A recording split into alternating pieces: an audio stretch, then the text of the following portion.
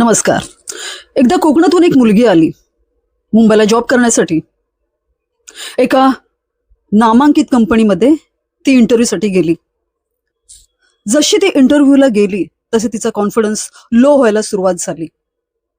कारण एका खेडेगावातली मुलगी आणि शहराच्या मुलीमध्ये थोडाफार फरक असतोच. तो फरक तिला स्वतःला जाणवला आणि ती एकदम हताश आणि निराश झाली. कारण तिला हा जॉब कशाही परिस्थितीत हवा होता. पण ती थोड्या वेळासाठी वॉशरूम मध्ये गेली आणि एका आरशासमोर उभी राहिली आणि स्वतःला म्हणाली, तू कॉन्फिडन्स आहे तुझ्यामध्ये, जे तू करू शकते. तू कॉन्फिडंट मुलगी आहेस, तू सर्व काही करू शकते. तुला कशाचीही भीती नाही.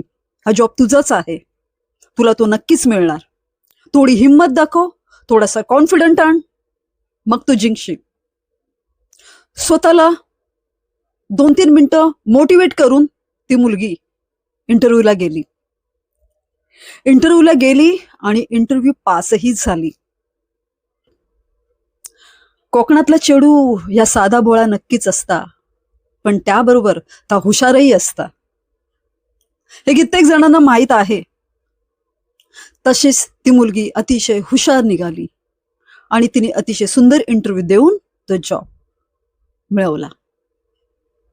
तुमच्यापैकी कोकणातून येऊन इथे किती जणांनी असा जॉब मिळवला, कमेंट बॉक्समध्ये मेन्शन करा. थँक्यू.